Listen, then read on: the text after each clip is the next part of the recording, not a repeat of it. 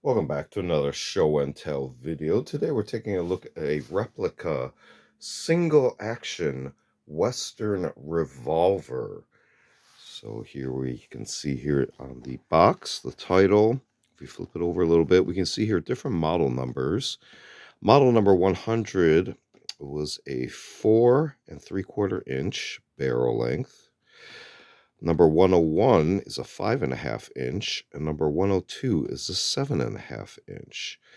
These are single action revolver models. And this one just happens to be the 100. So this is a 4 3/4 inch barrel size. If we look on the other sides of the box, we can see our logo. We definitely have an M for Marushin. Now, I'm not quite sure if this is a set of additional stylized letters for JRC. Somebody knows in the comments, please let us know. And again, similar labels on the other sides. No bottom, but a styrofoam insert. And I'm not sure what would fit in here. If this is possibly another location for additional accessories, perhaps in a deluxe model, but this one came with nothing there. And if you notice, there is no corresponding space in here either. So a little damage to the styrofoam, but this is the model itself. Again, this being the shortest of the series, 4 3/4 inches. So we take a look a little bit closer. Here we can see through some of the dust. Model single action Army 45. So this would probably be a 45 long Colt or 45 Colt.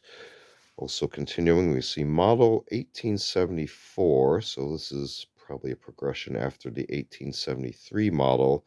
And again, this big M, possibly JRC logo on the side. Screws on the side plate here are in the correct position for a Colt single action Army pattern. See here the grips are plastic, checkered, kind of in more modern style. Flip it over. You can see here the rod for the ejection rod lever. We have a loading port, and again, the ejection rod would normally push the rounds out one by one. Hammer functions. I don't know if you can hear that, but we don't have the normal loud indexing click sound. So we do have a few issues of wear with this model. You also look here, part of the deactivation is this hexagonal shaped piece blocking the cylinder. And if we look at the rest of it, you can see the other features on there. This also has a sticker, made in Japan. But if we look here, there is the retention screw here for the cylinder, I guess, pin. And that can be removed. And then the cylinder itself can be removed. Gives you a better look. So you can see here it's identical to a normal cylinder.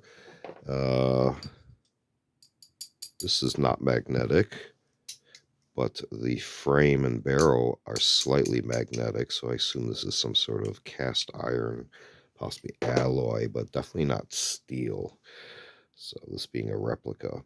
And again, here's another look at that hexagonal blocking plate in there.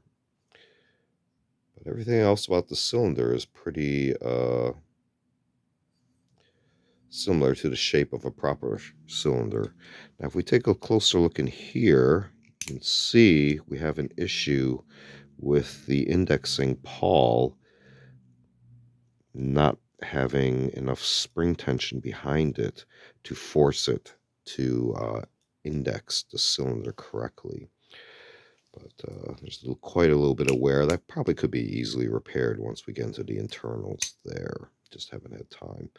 You see here plugged barrel. And now we can see the actual ejector rod function. Now the cylinder is not blocking the travel.